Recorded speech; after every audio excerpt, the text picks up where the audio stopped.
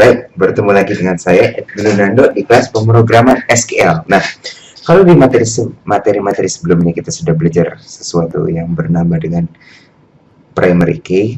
Nah, kalau primary key kan itu untuk mendefinisikan satu baris itu unik dengan jika dibandingkan dengan baris yang lainnya. Nah, kalau foreign key itu bisa dibilang ini yang satu kunci selain primary key yang digunakan untuk mendefinisikan relasi satu tabel dengan tabel yang lain. Nah, jadi bisa dibilang relasi ini dibentuk dari kunci-kunci yang disebut foreign key ini. Nah, langsung saja kita lihat sintaksnya.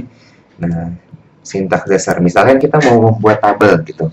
Kita mau buat misalkan satu tabel pengguna itu mempunyai banyak pesanan. Nah, artinya setiap pesanan itu, setiap baris di pesanan harus terhubung ke tabel pengguna. Jadi bisa dibilang satu pesanan itu milik ke tabel pengguna.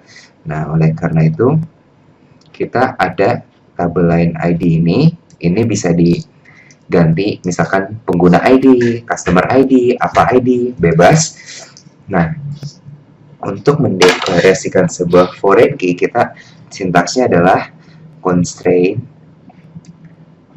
nama constraint-nya, jadi ini bisa dibilang nama constraint, jadi nama foreign key-nya apa, ini harus berbeda, unik setiap basis data, dan setiap constraint itu harus punya nama yang berbeda juga, lalu foreign key. Nah, ini ID yang dijadikan foreign key-nya, nah lalu reference. Nah, ini mereferensikan ke nama tabel, lalu buka kurung tutup kurung, ID-nya. Jadi, apa yang mau direferensikan? Nah, sintaks yang kedua ini, kalau kita sudah punya tabel, tapi kita mau menambahkan foreign key. Kalau yang di atas kan langsung di-create table. Ini kasusnya kalau kita mau create table dulu, belum ada foreign key, terus mau ditambahin, pakai yang bawah. Langsung saja ke contohnya.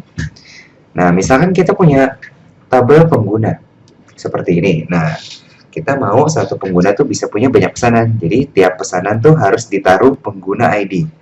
Ya, kita bisa bilang definisi atau kayak milik siapa gitu pesanan ini. Sesuai dengan font sintaks tadi, constraint, FK, pesanan pengguna, foreign key. Nah, foreign key-nya pengguna ID sesuai dengan di sini. Lalu referensi pengguna ID yang ada di sini.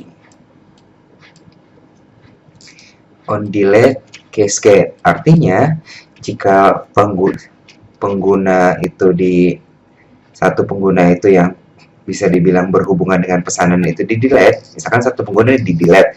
Kalau cascade itu artinya semua pesanannya juga di delete.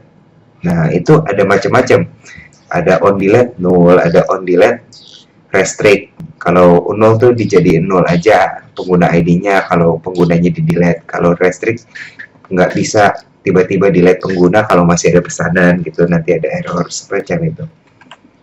Nah, ini kalau kita mau menambah sebuah foreign key di tabel yang sudah ada, yaitu alter table, nama tabelnya, add constraint, nama constraint-nya, foreign key, standar, reference, pengguna sama dengan sintaks sebelumnya. Untuk menghilangkan foreign key di sebuah tabel, itu standar juga, alter table, nama tabelnya, drop foreign key, terus nama dari constraint-nya, jadi ke sini. Nah, permasalahannya, sintaks untuk menggunakan foreign key di setiap basis data tuh sedikit berbeda. Mungkin ada yang beberapa yang sama, tapi ada beberapa basis data yang berbeda. Contohnya, kalau yang saya gunakan ini hanya berjalan di MySQL. Bisa saja mungkin bisa berjalan di tempat basis data lain, tapi ada juga basis data yang nggak bisa berjalan.